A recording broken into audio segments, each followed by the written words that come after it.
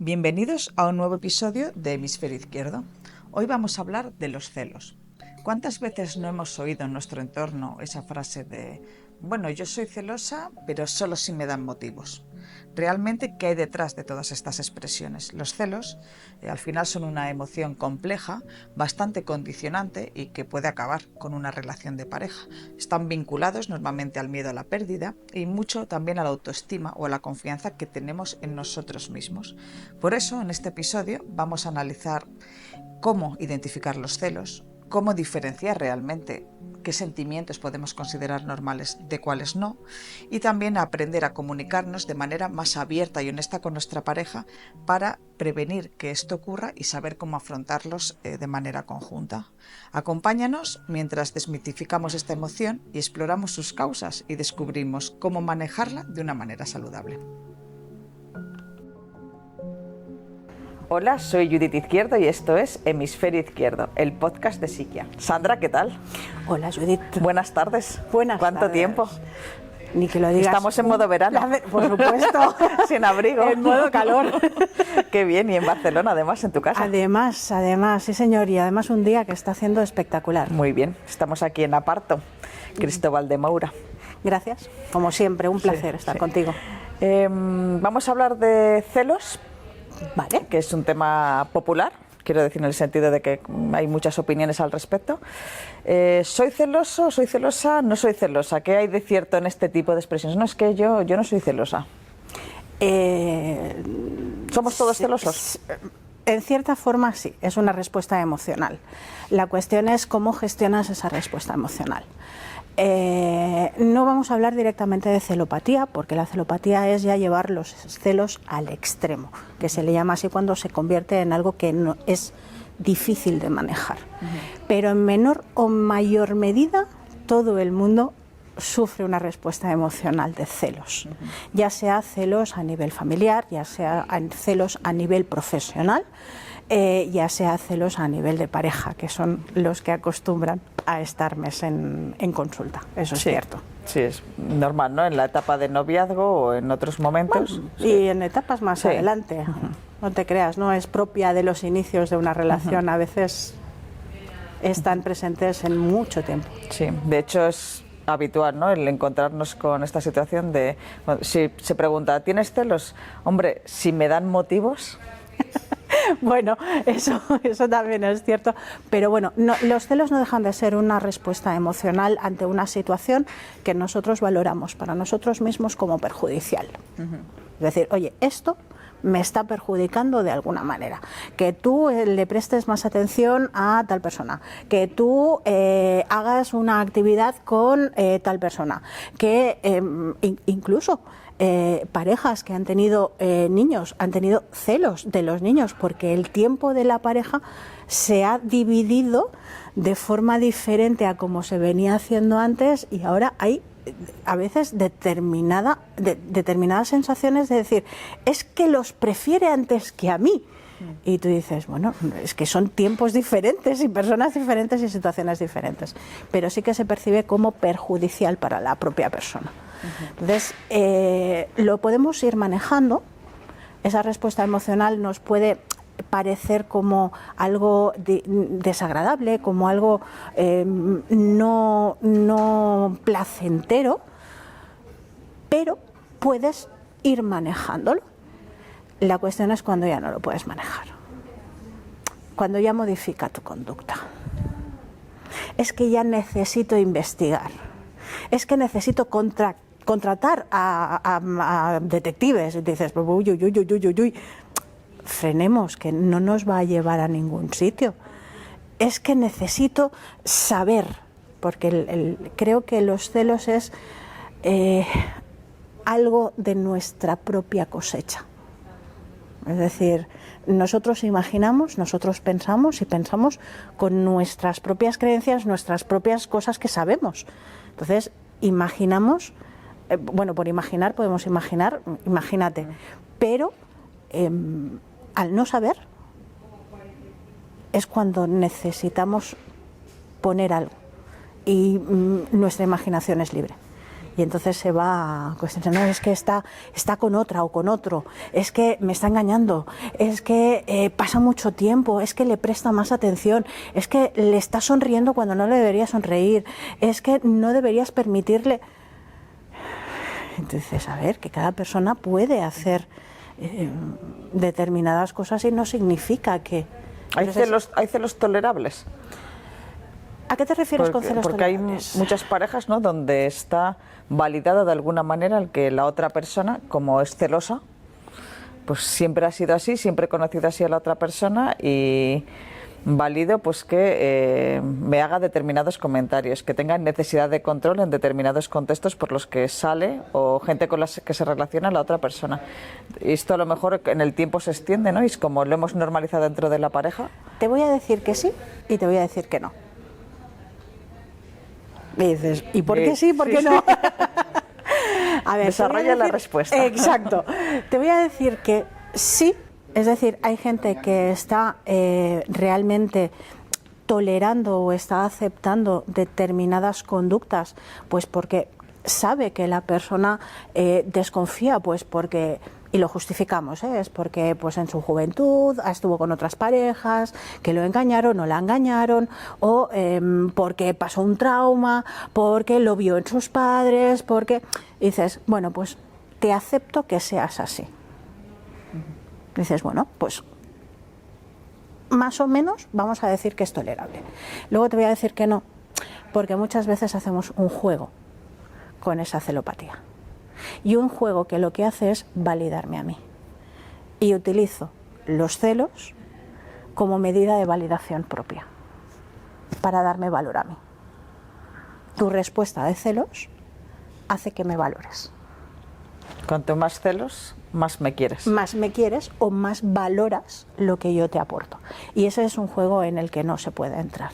Eso es realmente, la palabra tóxico no me gusta mucho utilizarla a mí, pero se convierte en algo tóxico. Es decir, no podemos utilizar los celos como moneda de cambio para validarme yo.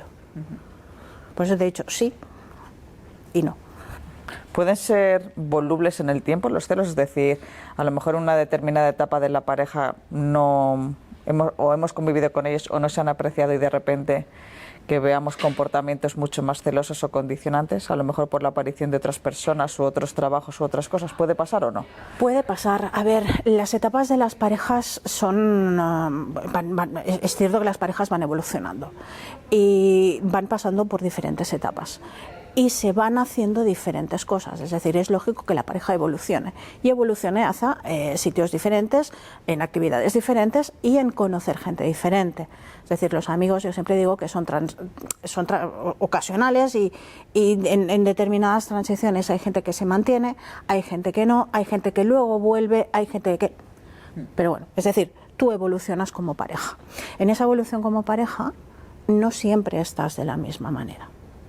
Es decir, dentro del universo parejas hay el apartado aquel de las flores, los corazones, aquello de ni que el viento la roce, que en lugar de sangre por las venas, de tan dulce, parece que te corra grosella. Pues es lo mismo. Y luego tienes una mera transacción de bienes por servicios. Entonces, en todo este fragmento, como pareja podemos estar en diferentes ámbitos, ¿vale? Lo lógico es ir moviéndose en el medio. ¿Vale? Más arriba, más acaramelados, menos acaramelados, pero por aquí. Pero es lógico ese proceso.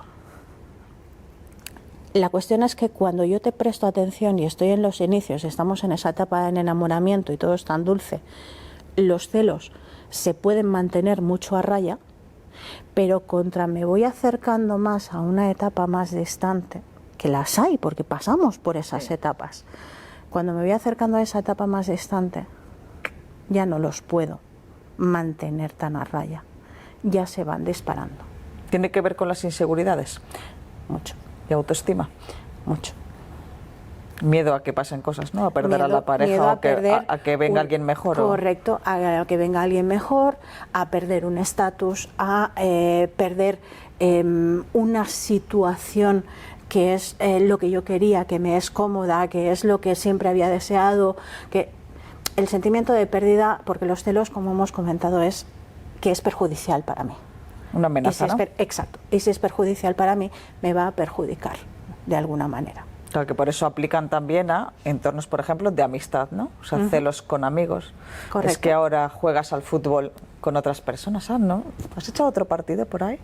He quedado con otras amigas. ¿Quién son esas amigas? ¿No? Nunca habíamos oído hablar de ellas, ¿no? En los cambios de trabajo suele ser también porque va a conocer gente nueva, porque se va a relacionar con otra gente. En los cambios de trabajo hay momentos muy cruciales que son con esos. Es decir, hemos hecho nuevas amistades, he cambiado de trabajo o cambiamos de domicilio, es decir, nos hemos mudado. ¿Qué hacemos? Pues empezamos a hacer amistades nuevas. ¿Qué ocurre? Que uno de los dos siempre va a ser el que abra la puerta a las amistades, porque es más sociable o porque se da o porque, mira, se da así. Entonces, hay esos momentos en que los celos entran y hacen su aparición. La cuestión es cómo los manejo. Es decir, siempre en ese pensamiento, emoción, conducta que siempre decimos que tiene que estar, ¿vale? Todo pensamiento va a generar una emoción, pero es la conducta la que entra en juego, es por la que nos van a valorar. Es la que va a dictar qué voy a hacer delante de todo eso. ¿Y cómo se maneja? Manejar, la cuestión es plantearte cómo valora la situación. Es decir, primero para y valora la situación. Es decir, ¿qué factores tienes a favor de que respalden tu situación de celos? Es decir, ¿hay algo objetivamente que te diga que los celos son justificados? Y hasta es un terreno un poco pantanoso, claro, ¿no? ¿Hasta qué punto los celos están justificados y no es una distorsión de esa realidad porque la estás valorando como perjudicial para ti? ¿Puede haber celos justificados? Yo te diría que no. ¿Miedos justificados? A lo mejor sí. Sí. Yo te diría, celos, a ver, con la distancia que uno tiene que tomar. Los celos justificados, al fin y al cabo, los justificamos porque decimos, es que me has dado motivo. Es que si no hubieras hecho esto, no estaría yo. Es como que en trasladamos esta la responsabilidad a la otra parte. Como te comportas así, pues yo, ¿qué esperas, no? Claro, la cuestión es, vamos a ver qué hay ahí detrás. Porque a lo mejor hay una inseguridad tuya propia o un sesgo de interpretación que me estás haciendo aquí, que veamos que aquello perjudicial es, vamos, la hecatombe del mundo mundial. Y a lo mejor no lo es tanto. Seguramente no es tanto, pero para la persona es bastante valorable como perjudicial en sí mismo. Es decir, sí, hombre, sí que es tienen algo esa malo. connotación negativa, exacto. ¿no? Es decir, va a hacer que pierda la cabeza, va a hacer que yo es que voy a cometer una barbaridad. A veces la falta de control de impulsos, ¿no? Va ahí asociada. Exacto. Ha habido pacientes, por ejemplo, que me decían, pero es que yo voy a cometer una animalada. Y tú dices, a ver, vamos a ver, ¿qué ha ocurrido? ¿Qué ha pasado? Pero es que no lo ves. Y yo no he visto nada. Es cómo estás valorando tú la situación. Ya, pero es que desde que has cambiado de trabajo, y tú dices, a ver, es una situación nueva. Vamos a ver, ¿qué hay ahí detrás? Que conozca gente nueva no quiere decir que vaya a dejarte a ti. Yo es que estoy muy mal. Sí, no sé que estás mal. Porque se viven de una forma muy, muy traumática. Y cuando ya modifican nuestra propia conducta, modifican nuestra manera de hacer, entonces ahí es cuando ya estamos hablando de celopatía. ¿Por qué? Porque ya no nos permiten llevar un día a día normal, porque hace que cambiemos nuestras rutinas, hace que enfoquemos las cosas de manera diferente, las veamos y las interpretemos de manera diferente. Ya necesitamos controlar, ¿no? Correcto. La necesidad de control ahí es brutal. Entonces es cuando empezamos con los teléfonos. El control de los teléfonos. Y tú dices, no puedes controlar teléfonos ajenos. Es un delito. Por favor.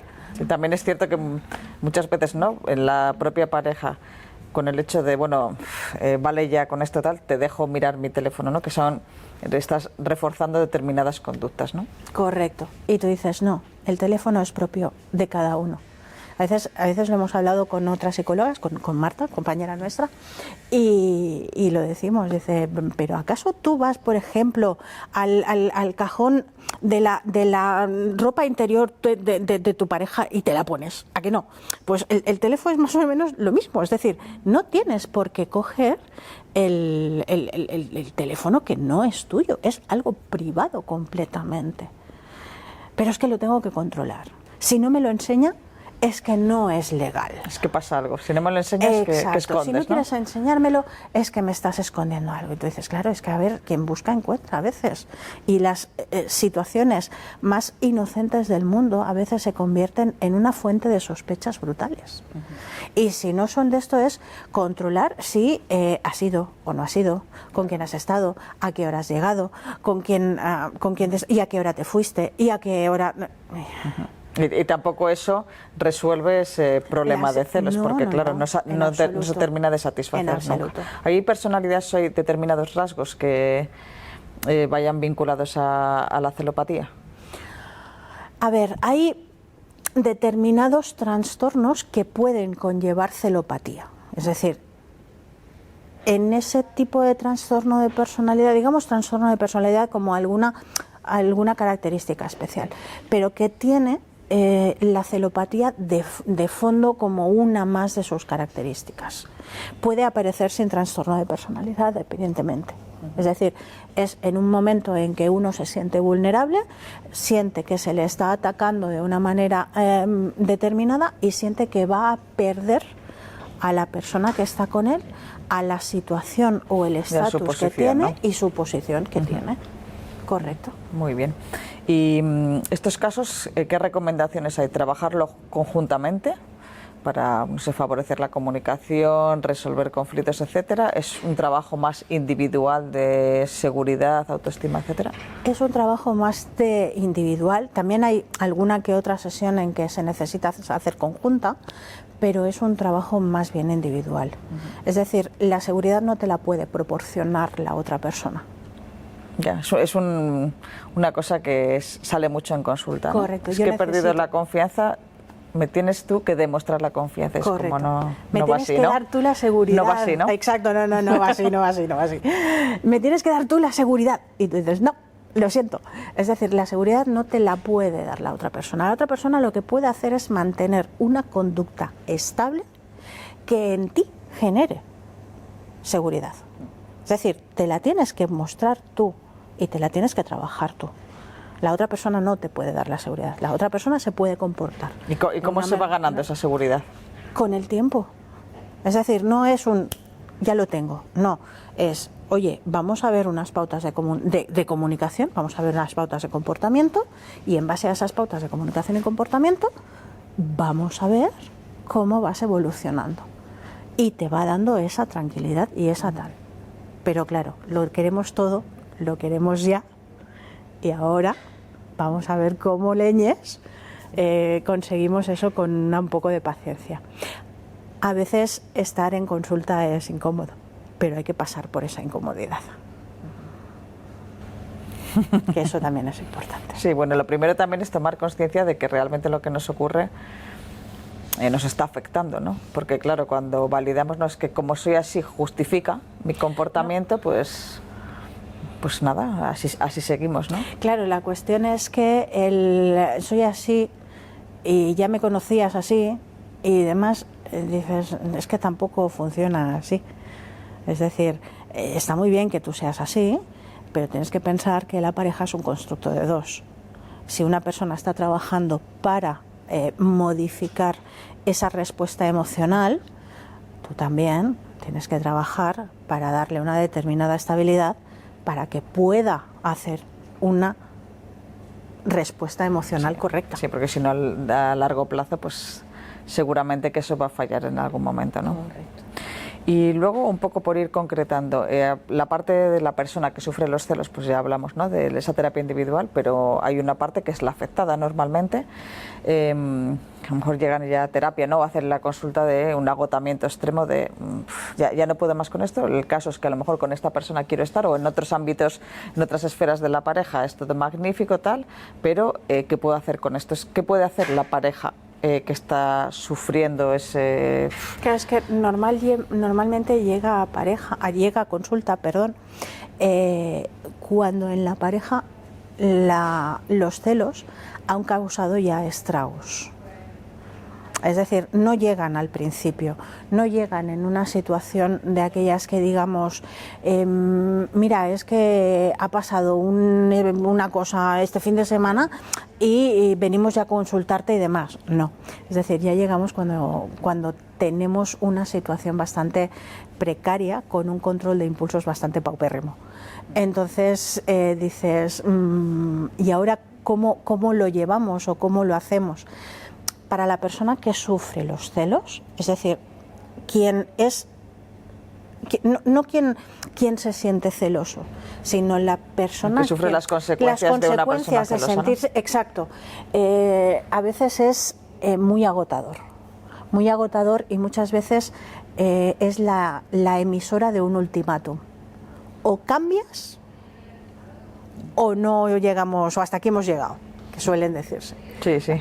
Entonces, claro, llegan a consulta... El paciente motivado porque exacto. Mi pareja me ha dicho que es que tengo ya que ir a un profesional porque... Correcto.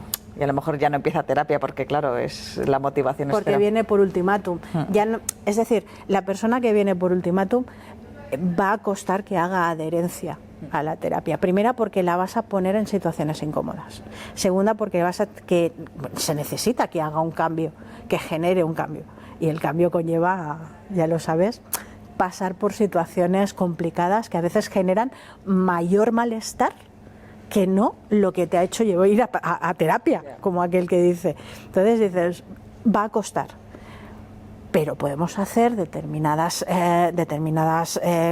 actividades, podemos hacer determinadas reconducciones cognitivas, podemos hacer determinadas técnicas que puedas tú controlar esos celos. ¿Y cuándo hay que ir a terapia? O sea, ¿cuándo se recomienda pedir ayuda? ¿En qué señales son, no? O sea, de decir, no lo dejes tanto. En el momento en que te genera malestar. Es decir, no es lógico sentir malestar y sentir que todo te perjudica. No es normal tener que estar en hipervigilancia de tu pareja 24/7, 365. No puedes ser una cámara de vigilancia de tu pareja. Y cuando tienes esa sensación de es que si yo no controlo, vete tú a saber lo que va a hacer, algo no está funcionando. Por las dos partes, ¿no? Correcto. La persona que lo hace y la persona que acepta que la otra persona haga esto. Entonces dices, vamos a ir a terapia cuando realmente las cosas se nos están poniendo ya incómodas. No hace falta que lleguemos a extremos de ultimátums.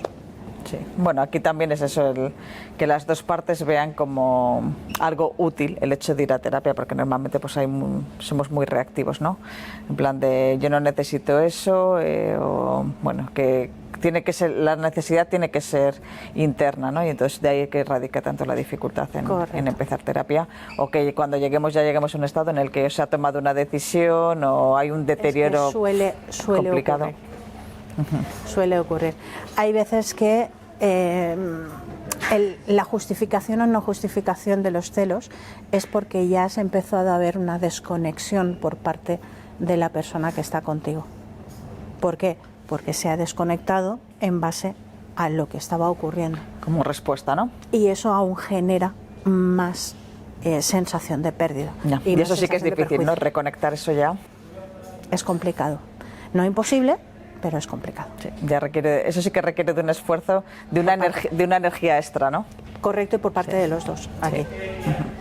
Vale, y para ir acabando un poco, ¿qué consejos podríamos dar sobre este tema? Sobre todo comunicación, la eterna comunicación, la eterna comunicación. Es importante hablarlo, es importante también tener una responsabilidad afectiva del uno hacia el otro. Es decir, que yo te explique, que yo te hable, que yo te cuente, para que tú no sobrepienses, para que tú no tengas que pensar, es importante. Para que no imaginemos, ¿no? Correcto. No hace falta enseñar móviles, no hace falta enseñar ni hacer fotografías de dónde estás, te hago una foto, mira, estoy aquí, mira con cuánta gente estoy. No, por favor, eso no. Eso genera más suspicacia aún. Porque puede ser que la hayas generado, la hayas hecho en otro momento, No. No resuelve. Correcto. No satisface nunca no al satisface receptor. nunca y quieres más, y quieres más, y quieres más. Y sobre todo constancia en el comportamiento de la persona. Las conductas erráticas siempre acaban también generando suspicacia. Y cuando esa suspicacia y esas sospechas empiezan a modificar tu día a día, empiezan a modificar tu manera de pensar, porque se piensa de manera diferente. Pedir ayuda, ¿no? Muy bien. Pues como siempre, el pedir ayuda pronto o buscar asesoramiento, acompañamiento temprano, pues facilita las situaciones. En terapia, que acostumbramos a llegar ya bastante tarde, después de haber escuchado podcast, visto vídeos, visto carruseles de Instagram que nos resuelven muchas cosas, etcétera, y cuando vemos que ya eso no funciona y ya nos han puesto entre la espada y la pared, ¿no? De hasta aquí hemos llegado, pues complicamos todo un poco. Vale. Pues nada, muchas gracias, Sandra. A vosotros siempre por contar conmigo. Sí. Gracias a todos por seguirnos. Os animo a que nos dejéis en comentarios vuestras experiencias, a que pidáis consulta para terapia personalizada con Sandra siempre que lo necesitéis. Y desde aquí os mando un abrazo y nos vemos en el siguiente podcast de Psiquia.